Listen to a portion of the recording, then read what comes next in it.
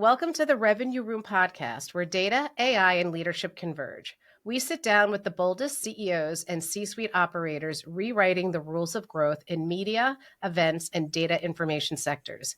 This isn't theory, it's execution.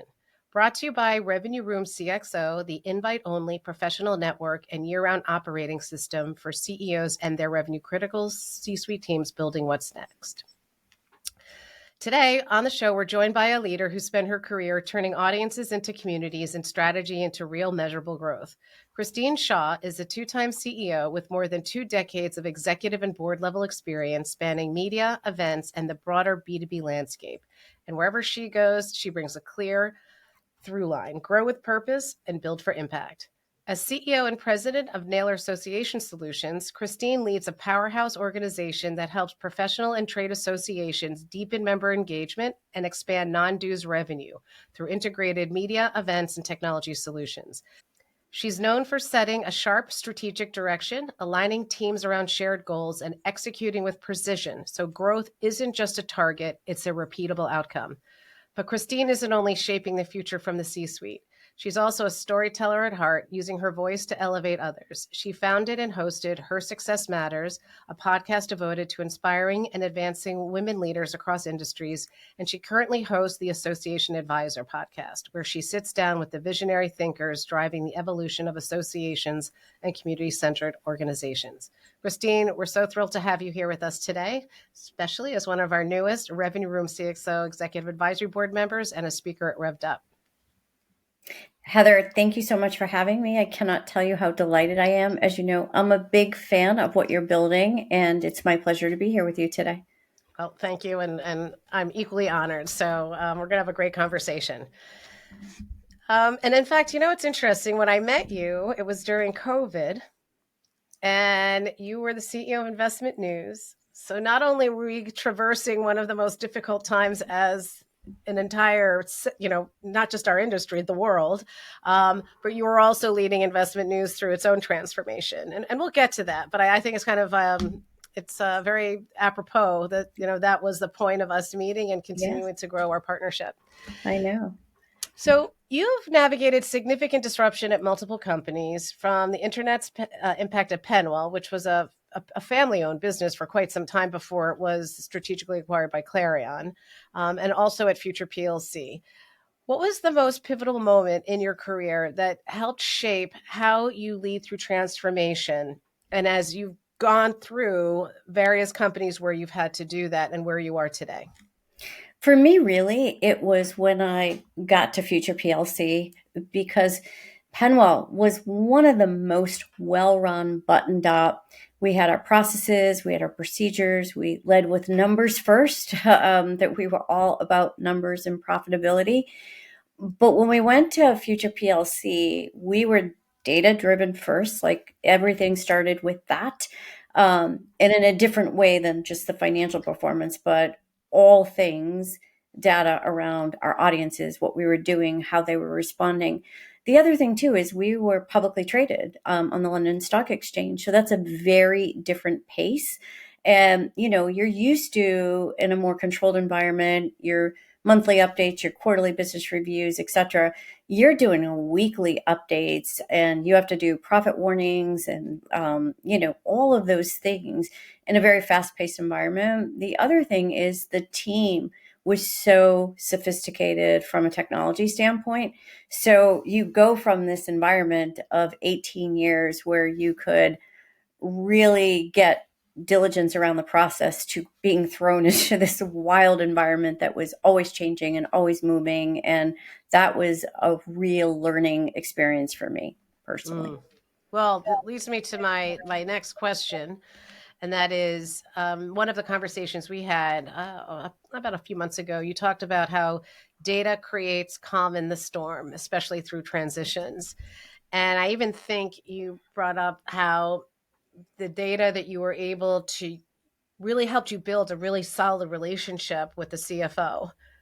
And that, can you talk us through that and how that worked? Yeah, part of that started actually back at PenWell, because as you know, when we're making business decisions, it's human nature to have emotion around them, right? Especially if it's a brand somebody fell in love with or a business somebody started. And when you have to make decisions, whether it's about a go to market strategy, whether it's about decisions on content, people get tied to their own thoughts and ideas. But when you bring the data into the conversation, as long as you have good data hygiene and it's clean, it tells the story, and it removes the opinion, subjectivity to it, to fact based, so that you can have a conversation where you can try to remove those emotions and stay focused on what the insights are. Because data is one thing, the insights in the story it's telling you is the interpretation that will help you make decisions for your next move or what you need to do. Yeah, yeah. And I think with that, because I've heard so many stories of this scenario where it's like you have data, right? But it's about like a marketing effort or a campaign, and sales comes in with one set of data, marketing Right. comes in with the other, and they're all sitting there like, whose data is the truth? Exactly. Right? So it helps with truth. Is it, Yeah. and the data hygiene and the governance and the consistency all lead to that. So there's really no question of, you know, this is the data. Um, Yeah, and that's it. And I'll just add to that. It doesn't just start and stop with revenue. It's like you mentioned marketing. A great example is people, when something's not working, wanted to email the world. And, we'll just do 20 more emails. But then if you look at the data around that and the unsubscribes and the engagement, like there's so much we can learn by leaning into that. And again, taking the emotion out so that we mm. can get to a solid place with it. Did you face resistance in the organization as you started using data more and more for these discussions? Like, were there what I call the saboteur in the room anywhere? Yeah, it's interesting because we first created a role in my division at PenWell by bringing in a business data analyst. And at first, people did not understand the role because finance gives you P&L information, which is wonderful and it's good. But in your Salesforce or your CRM, whatever you're using, will give you revenue data. You have to stitch the two together. And when you have a business analyst in the room to help with that, it helps that interpretation between the two. And at first there was resistance, like, why do we need that, etc. But then when you start to build the right dashboards and see the efficacy of having that, then the resistance goes away. So initially there was like, this is not needed, you're just creating an extra position. But it's interesting because that role I've recreated at every organization I've been at since PenWell. And I'm fortunate enough to have one of the people who had joined that team is now partnering with me for her fourth time, because it's a great role and it's a lot of fun. And the value she places on it is she gets to help tell the story Mm. with the data and get teams to lean in. And it's to me, the proof is in the pudding. So there's always resistance initially, but then when they get used to seeing it, they're like, wow, this really makes sense. Is that role? That seems like a unique role to our industry. It's like the media events. Am I correct? Is that a good assumption? Yeah, it is, because it didn't exist at Penwell. We created it. It did not exist at Future PLC. We created it. It did not exist at Farm Journal, and same with Naylor. So Okay. I've not found that role. I have tons of FP&A, tons of revenue leaders, but again, it's the connection between P&L information versus revenue pipeline, pacing, all the things, and putting those together so you can have better optics into how your numbers behave and what strategies, what levers. Oftentimes, you're looking at a P&L in arrears of what happened, right? You do your Mhm. month end close. If it's timely, it's within 30 days. Often it's not. And then that tells you what happened. But in your pipeline tells you what you can expect in the future if it's a clean pipeline. But it's the insights in the middle, that what do we need to do differently, or what levers do we need to pull in Right. advance so that you can mitigate. Yeah. things. I always say that quota is a lagging indicator. Once it's done, it's done. Right. The dates of the event are a lagging indicator. Yeah. Once the Well, event's over, it's over. exactly. And a great example is, so we've stood up a new business development team in the past year here at Naylor. And because of this, we now know what's working and what's not, and where to put more gas on the fire. Like, so now going into 2026, we know the drivers that are going to lead to new logo growth, which Mhm. is, we didn't have all that a year ago. So it allows us to go in with more confidence in knowing what things must have in the budget and what things we don't need to have in the budget. I would imagine, by the way, for sales, that's such a welcome addition because I think the most frustrating thing for sales teams is like, here are your targets, go get new business, go fit, Yeah. retention, and then see you later. Yeah, and you know what's interesting about that, Heather, and I think every salesperson listening would be thrilled with this, is the discovery we had from the data this year was it's not about putting more salespeople necessarily, it's marketing enablement to drive qualified leads and hand raisers, because we have learned those leads that are hand raisers generated through marketing campaigns have a significantly higher close rate than the outbound Right. method. So when you put that system, and now you can say a full year later, okay, so we need to spend more on marketing enablement ahead of another body to get the velocity we want. Well, and the beautiful thing about that is once you really start the right gas and the engine and all Yeah, of that, that's such a scalable engine exactly. right there versus constantly adding head count, Yeah, which has such a exactly. high risk factor. Right. So here's a question I'm really, because you started at Naylor, what, about a year ago, 2 years No, ago? it's 2.5 years, Oh my if you can goodness. believe it. Time No, flies, right? time flies. That's scary. Okay, Yeah. so 2.5 years, CEO of Naylor Association Solutions. One is it's owned by private equity, so you have a private equity partner. But two, it's a very interesting business model. Like to me, it's very different than anything I've ever experienced or that you probably worked in because you actually it's not only that you have in the typical media events model the like audience and the advertisers or the attendees and the exhibitors as customers, you actually have the associations as Yeah. customers, and Yes. you're going to there's yeah. So can you describe the business model for listeners Yeah, it's today? very different, like you said, than what we're used to. So what happens is, if you think of our ecosystem, the first step of that is we get an association, which is considered a partner. They are a new logo in the door. They can be national, they can be local, they can be industry specific. We typically work best when we have associations in a similar industry, like construction, healthcare, or industries we're very strong in. And we typically do well when we have the national as well as some of the regionals and state associations. Once they're in the ecosystem, they either come to us for, one of 4 to 5 solutions. They either want us to do member communications, which is their magazines, newsletters, managed events, sponsorships, etc. And that is everything from creating the content to monetizing the ads. So we turn it over to a team that does the relationship management, they do the content creation, and we sell the ads. That's one stream. And again, the products within there are data and insights, it's magazine print, it's digital, it's newsletters, AI. Then we also have what we call our careers job boards. So they would come in and we would then go out to get employers who post jobs to the industry. And that's another solution. Or they come in for association management, where we have a team of people based in Schaumburg, and they do everything from their annual conferences to their financials and collecting member revenue, those types of things. So it's called an association management company.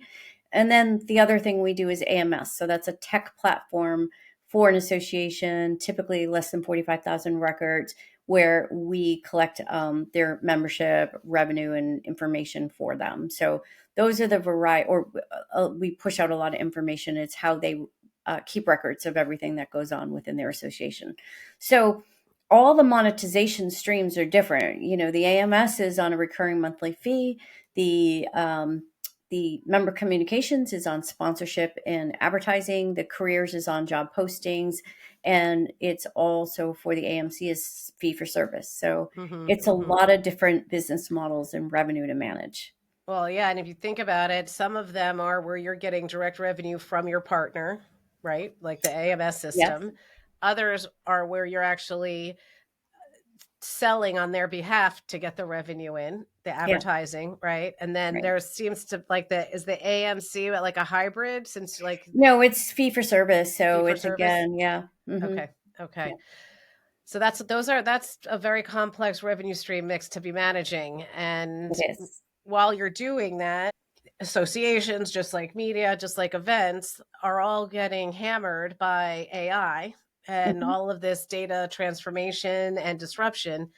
How are you managing the need to innovate for Naylor, help your customers, your partners, because they need to innovate too if you're going to be successful for them, Right. right? So you've got those two streams, and also keeping this complex revenue stream mix going strong while all of that's going on. Yeah. Well, the first thing is it's not easy, right? We don't have it all figured out. So that's just being transparent. I mean, so we separate it into pieces. So there's definitely AI from the perspective of us using it to help with content creation, with providing information. We have a really good content team that has a great balance between Mm, making sure it's not just AI, but AI enabled, I would say. mm-hmm, We are now also using different solutions internally with helping us to increase productivity internally. We also have partnered with Razo and we do an AI newsletter that we use as a product. So it's a combination because you're right. We have to come up with solutions that are within our products. We have an AI tool in our career center as well. So it's a combination of internally, how do we use AI to enhance what we do? And mm-hmm. then how do we create AI tools for our associations? But you're right, there's pressure for us to be on the front edge of it because that's how we're serving our associations. And there's also, as you know, no, you can't sit in a room and talk about AI without fear of AI coming up, no matter what it's related to.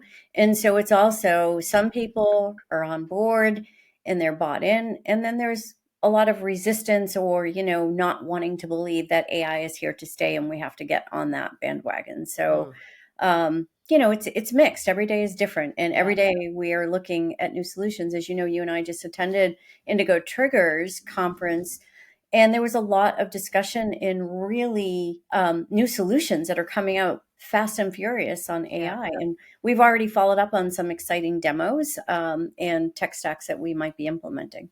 Oh, that's exciting.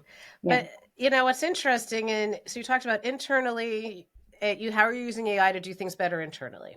right. You're gaining customer efficiency, doing things better, maybe in new ways. You've got an AI newsletter that's out there to help with education, and it's a product. And you're actually creating, you're embedding AI in existing revenue streams and products to make them better and more valuable to customers.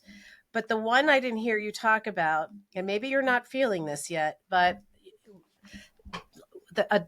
the defense, right? About what is AI doing to your existing model, traffic erosion, I mean, I guess traffic erosion is the biggest one.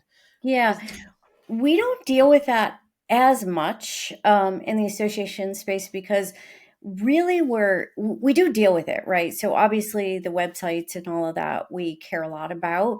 But the other thing is because it's such a small community, they care about the member to member engagement and member to obviously prospective customers of theirs. But I don't think we don't have as much pressure on some of the website analytics as you would do in a large B2B environment, but yeah. it still exists for us. So, I mean, the answer is I don't think we have figured it out, but what we do know is we have to stay on the front edge of that and continue to look at how that can enhance what we're doing because it's not going away. And a lot of it too is education. We are fortunate we have a technology officer in house who's doing a lot of training on how to use AI and how not to use. And a lot of a, a lot of good use of AI is task oriented versus search engine. And so that's where the difference is on traffic, right? And so we will go through, I believe, an educational evolvement that AI, when used with prompting, when used with training, when used with productivity, is where it really shines the most. Mm-hmm, mm-hmm. When used as a search engine, it competes. And if you really start to understand how to write effectively for AI, you could come up in those searches as well, right? Yeah. As a source. So it's a whole new level of SEO that I think everybody's still learning as we go, just much like we did when, Web 1 and Web 2.0 came out. And I don't know what iteration is like. First, you were writing content that was just replacing what you were doing in a magazine. Then you learned how to write with SEO, and then you learned how to keep up with the ever-changing algorithms of the search engines. And I think Yeah. that's a parallel track that AI is on. It's, people initially were using it and like, just do a search. And it's like, well, okay, but that's not the power of AI. Right. And I think you brought up a really interesting angle, and that is because at these associations, long have membership's been a core of their business model since they were incepted. And that's everyone's nirvana now. Like, we need community, we need Yeah. membership because we need to own the audience or have a deeper relationship. But associations actually are in a pretty good spot because they have that nailed. I mean, not to say it's their complete competitive mode at the moment, but it is definitely something that they don't have that same threat. They don't with today's membership. They will with tomorrow's, meaning the next generation. Yeah. Yeah. They behave much differently. They get their information much differently. And let's face it, that's a generation that's not brought up on the same value of that community interaction that we were. So it's a conundrum and a problem to solve for how Yeah. we serve future generations. When I was consulting with Feather, and they really worked deeply with associations, that whole next generation membership was definitely a future crisis that they needed to deal with. Because again, yeah, totally different. Yeah. Well, kind of leads me to my next question is, and we might have touched a little bit upon this, but looking at the future, what are the capabilities that you believe will associate the winners or the people who are in the successful category versus the ones who are not in your world as it relates to associations? Yeah, it's interesting because on the podcast that I host, the Association Advisor, the CEOs that are leaning into AI and leaning into that being part of how we work with membership, how we provide insights and data and disruption, that's appealing to that next generation and to the future of associations. They don't want that membership to go away and the community to go away.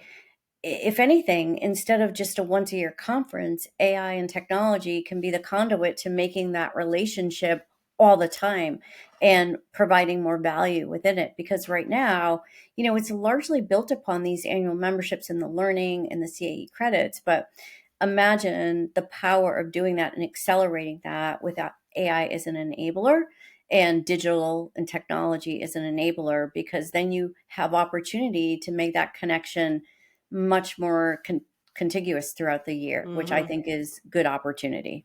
Yeah, for sure. The 365-247, always Yep. on. Always on. Yeah.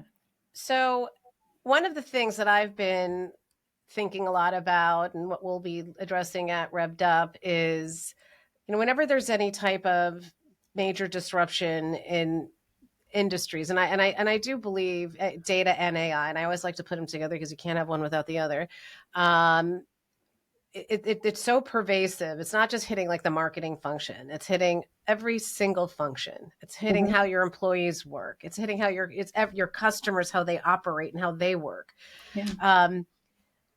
So the one area I've been particularly intrigued about is, the convergence between B2B media and event models with B2C media. And I would even say event, like, I would say absolutely say event, like the cons, the festivals. Right. They're converging, and each side can learn a lot from one another to then perhaps either one, improve the way they're doing something already, or two, is there this new new revenue streams, new types of productization.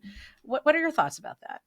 It's interesting because this is a challenge we faced at Future before AI was so much on the forefront, where we had a B2C and a B2B B2B divisions, and it was very hard to get strategic connections or learnings.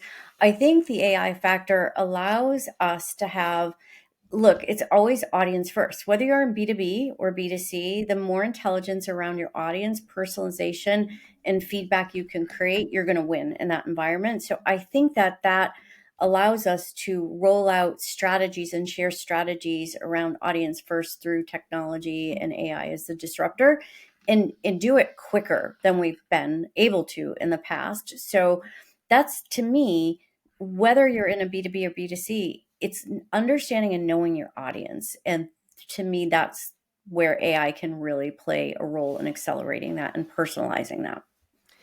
Yeah, and I think where B2C got caught with it, their proverbial pants down, is that they knew how to get audience, but it was constant. They were like renting the audience from Yeah. Google, right? Yeah. The over reliance on Google. But on the flip side, from the advertising model, where they, from a technology and data standpoint, where they were winning and maybe still win, is they were able to serve. It was like the Amazon experience. Yeah. Like they knew what we were doing, and I got the ads served that were super relevant to me. Where B2B has won is that, and associations, and really like on the far end, like we just talked about, is building a better and deeper audience, because they were so niche, and if the smart ones knew that they wanted to be embedded into the daily flow of work, right? They were a source of information to help make decisions better, faster, with less risk. And then the really smart ones knew how to take that and create communities that people wanted to sign up and be a part of. So you had a deeper relationship. Where B2B didn't do so well was the serving the right information at the right time at the right channel. Absolutely. Right. And so that's where I'm like, where can they learn from both of these, in terms of, because you're going to need both now. Yeah. And I think that's what I was getting at. It's those insights that were harder to come by, and more, going back to what I was saying, personalization, right? Because what matters to me may be different than what matters to someone else. And, the one thing I will say, well, not the one thing, but an important thing is, at Future PLC, we had a website that we would outrank Amazon on Amazon Prime Day on our like we would set up a room because they were that sophisticated on data. Now, if you think about that going in like a B2B environment, personalization, recommendations, all of that, and insights much quicker, that will certainly help the B2B audiences win. Mm-hmm, mm-hmm. And I think shorten sales cycles and buying times. That's the other big thing. In B2C, it's typically instantaneously. If you're doing a search, it's because you have a need. You don't just wake up and get out of bed and say, I'm going to just do a random search. I mean, some people might do that, but like it's very specific. Right. In B2B, you're looking for solution. Mm-hmm. And so with the right insights and the ability for advertisers to customize and get more targeted, I think that will shorten potentially sales cycles around that. That's a great point, by the way, too, because B2B is so solution oriented. Again, you're helping your reader solve problems that they are dealing with every day in their jobs and their careers, that it could actually, I've always thought this will elevate the role of content in a business, because now you have to get really good at providing excellent material and, to help to continue that. But that actually could end up being a serious competitive moat on a whole slew of different levels. I just got off a call with somebody talking about data valuation and content as part of that. Like, how valuable is your data? Yeah. And part of that is evaluating how unique it is to the niches you serve that someone else isn't replicating. And are there other ways that it can be made valuable? Yeah. So and if you think of that, Heather, like if you go back, I don't know, 15 years, content was king. That was the valuation. Now you just swap that out. Content's important, but data is the valuation driver. Yeah. So I agree. Yeah. All right. I'm going to move into a different area, because I think this is important. And that is, you've completed multiple acquisitions and integrations, which are tough, across the board, people, platforms, processes. What is your framework for quickly identifying which parts of a legacy business to preserve? And this is when you are looking to Yep. divest versus what needs immediate transformation. Yeah, and the answer is it really depends. So to your point, we've done PenWell was acquisitive, Future was very acquisitive, and what we thought about in those environments was, is it a bolt-on? Is it a strategic, or is it a profit? Right? And so if it's a strategic, you do better to allow the uniqueness and the secret sauce of what you're acquiring to come in and be uninterrupted because you can learn from them. I think back to in PenWell, we had a big LED and lighting group and we bought a sister company in London, but there were things they just did better than we did. And so we did not integrate them immediately, which caused some internal friction and competitiveness, etc. But when you fast forwarded a couple of years, we were able to have mutual beneficial learnings from each other that overall enhanced not only our revenue growth, but we knocked out competitors all over the place. Yeah. If we had just forced them into our system, it wouldn't have worked that way. And then there are situations where get them integrated, get them all into your systems, your CRM, everything, and exit the legacy stuff as quick as possible because it's just dragging it down. Yeah. So it really just depends. But I would say in most cases, the quicker you can get the operational pieces, meaning financial systems, CRMs, all that harmonized, the better. Unless there's some secret sauce like in a tech stack that they might have. Like a good example of one like that was on SmartBrief, right? Future acquired SmartBrief. They just had an amazing email platform that was superior to our platform. So we did not force all of their email marketing into our platform because we needed to learn. It was like a unique platform. So again, you have to look at it, and that you have to strike that right balance between where can you see that you're buying this for strategy versus just a bolt in and it's just taking out a competitive situation or enhancing what you have versus a strategic shift. And leaders who can step back and identify that and be patient around that will do better with the long-term success. Yeah, I think it's incredibly wise advice or guidance because I've seen this happen many times where the company's acquired and literally all of the beautiful things that they had built that were working really well get ripped out to have everyone on the same systems, and then you just actually can't execute the business model effectively anymore. Right. So I definitely see. I agree with that. So as workforce demographic shifts and younger employees come in, and they definitely have different expectations. We were just interviewing for 2 roles, and it was almost I was so shocked in a way in terms of some of the questions they were asking me, and I'm like, okay, don't let that show in your face. Right. Yeah. But, Poker face. totally. Yeah. But first of all, how, and now we're seeing 3 generations in the workplace, right? At least. How are you adapting your leadership style to address that? This is an excellent point, and it's a learning journey. So a couple things, if I think back to when the millennial generation and Gen Z first started coming into the workplace, specifically millennial, I was so resistant. Like, we earned our stripes the hard way, and this is the way we're going to operate, and they need to get on board. And then you realize that doesn't work, right? And so then you have Gen Z coming on the scene. And what's interesting and what I've learned over time is, one, you need to attract them. And if you try to recruit or handle them in a legacy way just because that's how you were, brought up in your work environment, it's not going to equal success there, and you're not going to get the best talent. So one, it's learning patience. A few things we've done is reverse mentorship so that you're learning from their generation.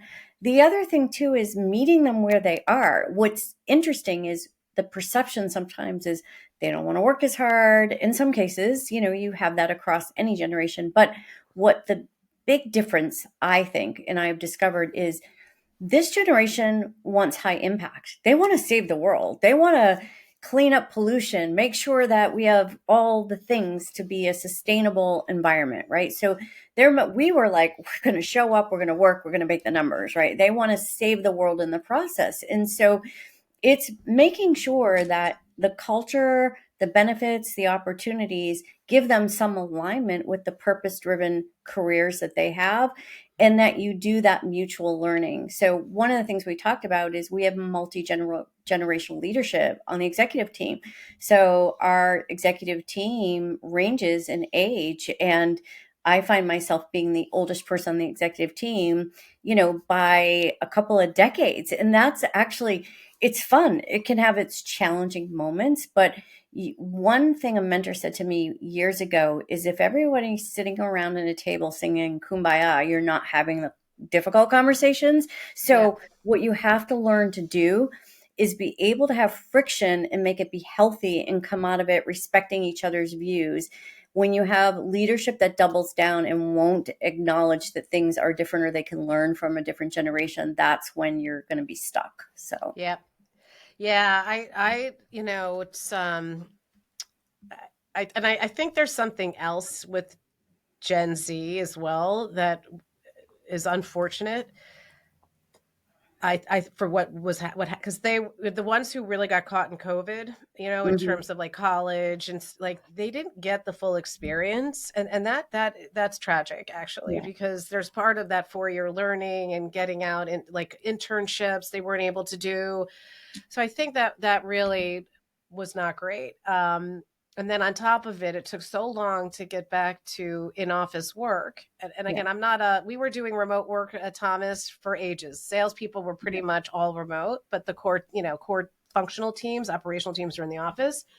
Um, I think as a young employee, a new entrant, that being in the office and just learning by design, like the water cooler discussions, watching absolutely. how people, Yeah, you weren't a manager, like how they sat and presented themselves in meetings with the boss, yeah. like was so important because I made so many mistakes. And Oh then yeah, I me would learn and too. I'd be like, Yeah. okay, not doing that Yeah, again. exactly. It'd be like mental note to self, do not do that again. Right. But on that note, it's funny. Just this morning, we follow jobs markets very closely because it's part of our business.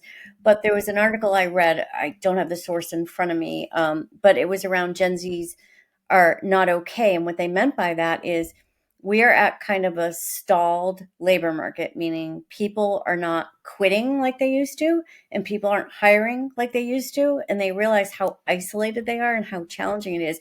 So if you think back to our generation, we started this conversation, said, we first met during COVID, blah, blah, blah. Connections were very meaningful. LinkedIn presence was very meaningful. Those human connections. And what I feel bad about that generation is they didn't get a lot of that training and teaching because they were isolated during COVID, and now they're coming out of it and they didn't really know how to operate. And it's so important to build that network and to have those meaningful connections. So I do think that coming out of this and going through a challenging job market, they're going to start to see that. And Mm-hmm. they're actually, I'm seeing behavior where they're thriving. We have some teams in office, and most of them are the younger ones who enjoy it and like it because they want to not feel isolated. They want to belong. And that's refreshing and exciting to see. And again, it's not an anti-remote, it's just a pro-human connection. Well, and I'll move on after this, but my social I had a professional network, but my social circle after I graduated from college was the people I worked with. Absolutely. Yeah. Like we went out all the time. Like, so if you don't have like that, then you're relying on where you went to school and everyone moved away to different, yeah, it seems Yeah. very, they say loneliness is like the new, Yep. it's the really, it's a new devastating illness. It's really terrible. So, okay, on to happier topics. Yes. When it comes to business model disruption, Yeah, exactly. Yeah. what uncomfortable truth about the future do you want to share? I'll make sure I pass on that one. Yeah. Yeah, my goodness. The uncomfortable truth is we all have to change if we Yeah. want to survive. We all have to meet each other, somewhere in the middle, right?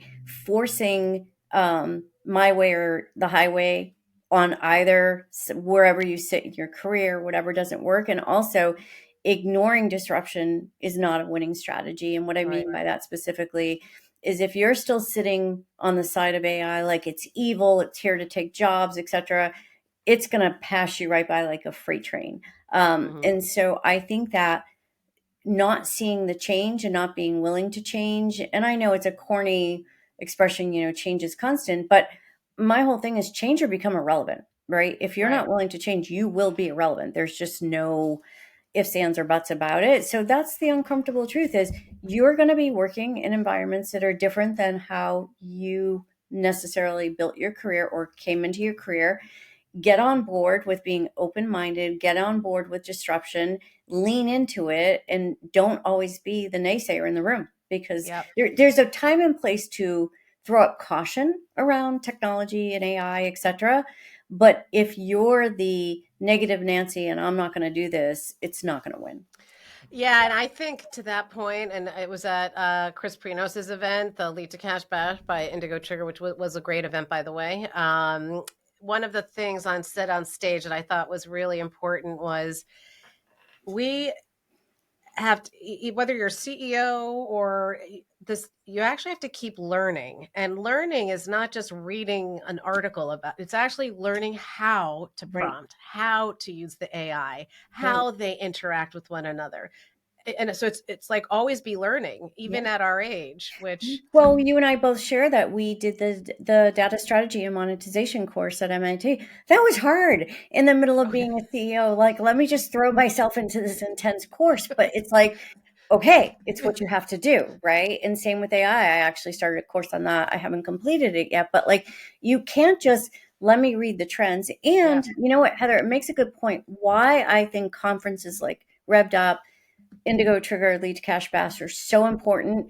It's immersive learning and idea exchanging. If you sit and build a moat around you of just what you know, you are going to be stuck in Yeah. stagnation. And one of the things way back to my PenWell days that we always did was, we would attend forward thinking events and conferences because that's a great way to learn if you're not taking a course versus reading an article. So, Yep. Absolutely. All right. Well, we do these always at the end of each yeah. podcast, which is my rapid fire questions. So savory or sweet? Both, Okay. which is a problem. I love a good bag of potato chips, and I also love dark chocolate. So, Okay. All right. Well, that's good. I think I might be with you on that one. yeah, Coffee or tea? tea all day. Don't drink coffee. Hate it. Tea all day, every day. I'm an Earl Grey gal. Yeah. What book are you reading right now? Fearless Success by John Foley. If you haven't read it, read it. It's amazing. He was one of the lead solo pilots for the Blue Angels for the Navy. Right. And they talk about process, they talk about culture, they talk about precision. And you think to yourself, well, what does that have to do with business? It has everything to do with business. They just actually released a documentary earlier this year on Amazon Prime, and I highly recommend it. Just Google it, The Blue Angels. It's fascinating. Okay. My last one is AI, savior of media, killer of creativity, or something in between? Enabler of creativity, productivity, and improved content. Okay. She deviated from my options. Yeah. So there we go. All right. Well, Christine, it's been really wonderful having you here. It's been a fun conversation.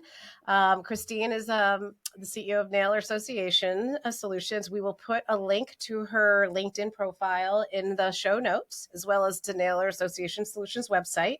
And before we close, a reminder that the conversation doesn't end here.